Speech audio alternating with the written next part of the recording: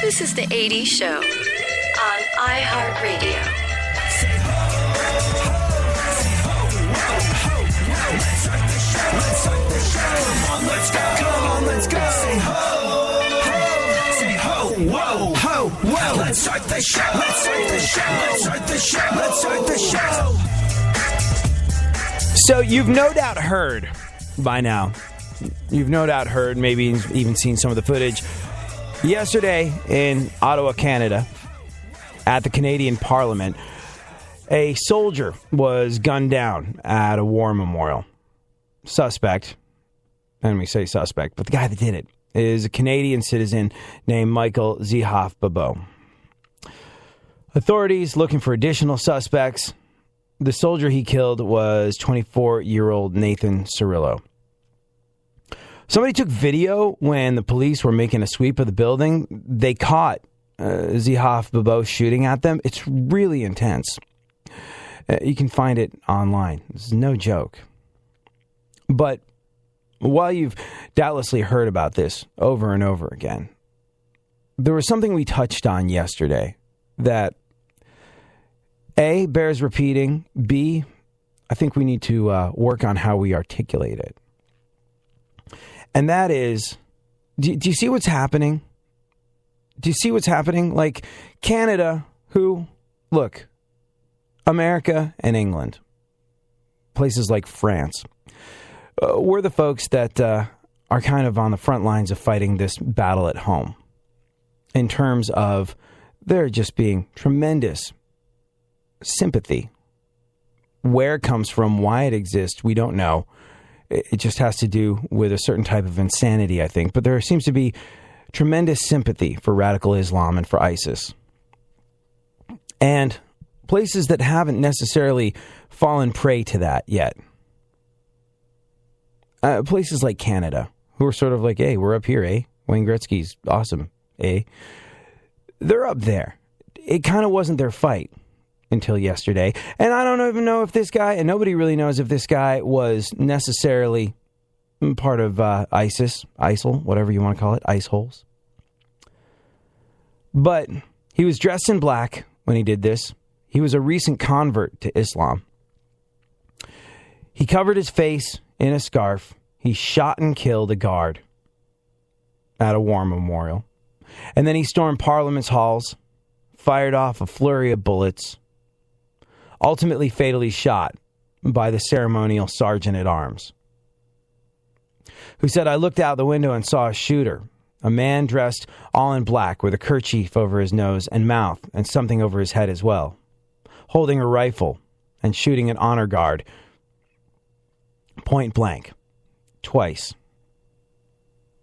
The honor guard dropped to the ground and the shooter raised his arms in triumph holding the rifle.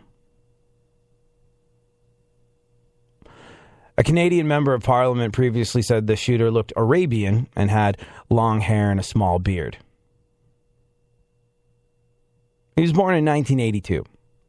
History of drug use before his conversion to Islam. A little older than most of the people that radical Islam grabs. But, history of drug use, perhaps a sense of disenfranchisement.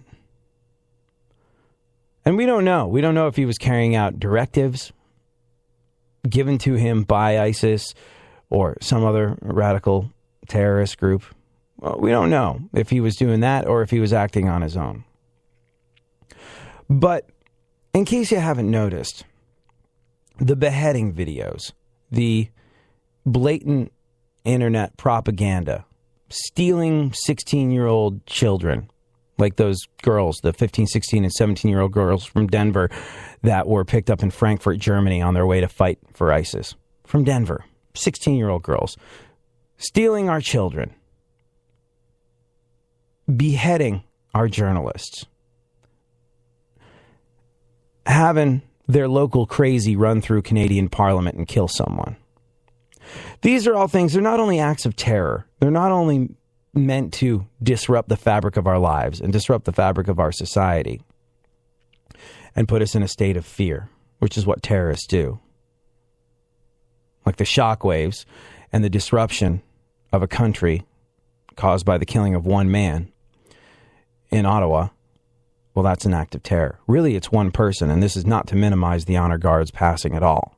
But if you look at what's happening in the Middle East, on the front lines of situations like this, where death is a regular part and parcel of the accepted day of what's going on, it's not that big a deal. But you do it at home. You just take one death. You just take one life, rather, and it sends shockwaves throughout continents. And that's the move. That's what they're trying to do. That's the terror part of terrorism. But Canada, who sort of seemed, I don't know, up for it, like, yeah, this is obviously bad and we're willing to help, but also removed from the conflict in a sort of way, has now been dragged into it. They are part of it. And I believe, and you tell me if I'm wrong, but I believe part of what they're doing, part of poking the bear, part of these acts of terror, is to get us to look at anyone that practices an Islamic faith with suspicion and fear and hatred. They want us to hate their own people. Why? Because what they practice has little to do with Islam. It's about money. It's about power. It's about wanting to rule the world. And it's tough to do that if you have moderates in the middle saying, hey, we're not a part of this. But you get us to hate and fear those moderates while they only have one place to go. So we have to be careful how we differentiate. We should look at the situation with suspicion. We should be vigilant, but we must never give in to the hatred that they would have us give in to.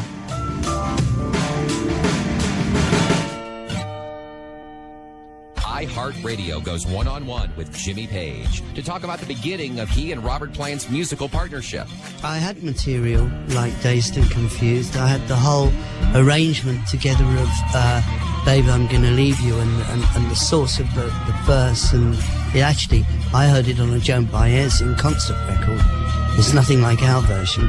But I did play him that original one. I thought it was, at the time, I thought it was a traditional song. I didn't know. Because I know that at the time those folk artists were doing lots of traditional songs. And plus she did like 3 in-concert albums. This is one of them, and I heard this track and I thought that's really haunting. And along the way, it was in the days of the Yardbirds, I'd come up with this, right on the tail end, I'd come up with this whole interpretation of how it could be done. So I got into my house and I was sort of presenting him these sort of things, these ideas.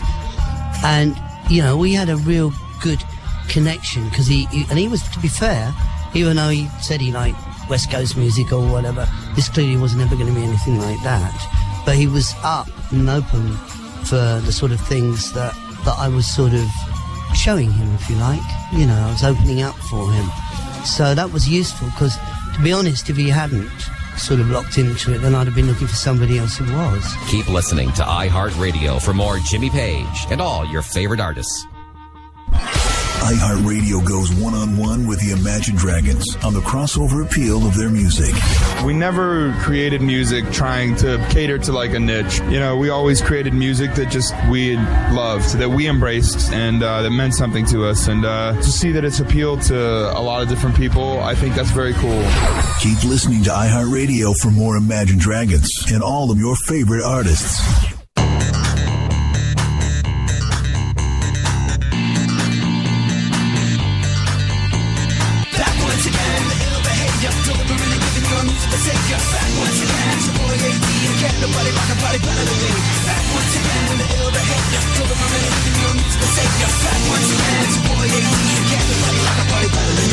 Hey, you, what's that sound? Coming so loud from your radio dial. AD, be getting down when you're rocking the jams. Here I am, going back once again. I'm ruling all city like the king I am. A master plan, coming from a faster man.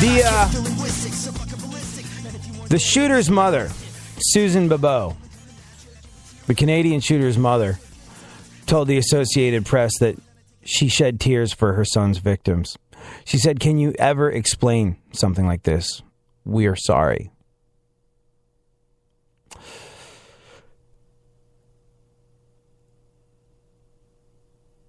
Long pause because I'm choosing my words carefully here.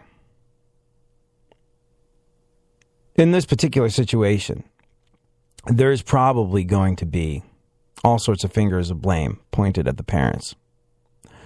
But who knows? Who knows what this guy's upbringing was like? Who knows what made him weak-minded enough to be converted into a radicalized version of a religion that would have him take lives and commit acts of terror. Who knows what the perfect emotional storm is that has to be raging inside your mind for you to be susceptible to that kind of propaganda. But the methods that radical Islam has to convert us, convert our children, convert people to their crazy genocidal cause are advanced. Social media, like you wouldn't believe. As they take over pieces of land in the Middle East, they're also gaining rapid ground in internet territory. And there's now divisions of government that have been called upon to fight them at their own game on the internet. It's a weird war we find ourselves in the middle of. But here's the thing.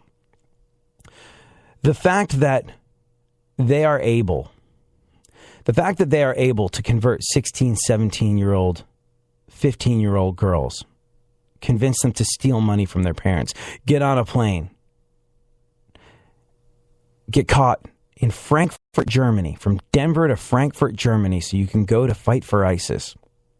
The fact that they can do that says, in some ways, they're equipped to beat us at our own game. What is that?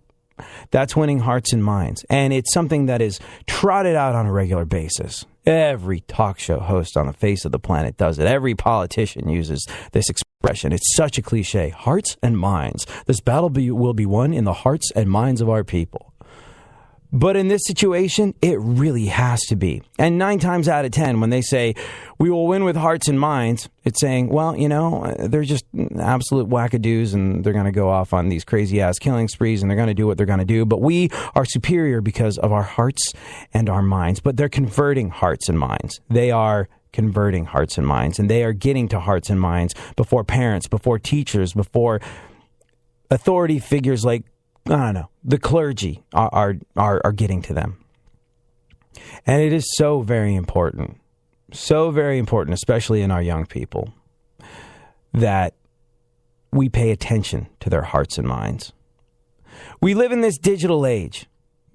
The internet was meant to bring us together. It was supposed to bridge gaps of understanding. And for one glorious moment, I believe, in the late 90s and early 2000s, that was actually happening.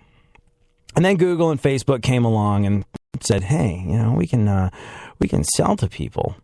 We can, if we predict what they want before they know they want it." And then all of a sudden, the interwebs became this personalized experience where it put you in a bubble and connected you with a bunch of like-minded people, and did not lead you to reach across borders of understanding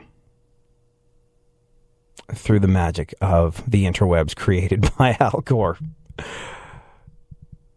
But at some point when Google, Facebook, all of the above realized there was fantastic money to be made by selling stuff to us based on predicting who we are, getting information, harvesting our online actions, and selling them to retailers and producers of things and advertising companies of that nature.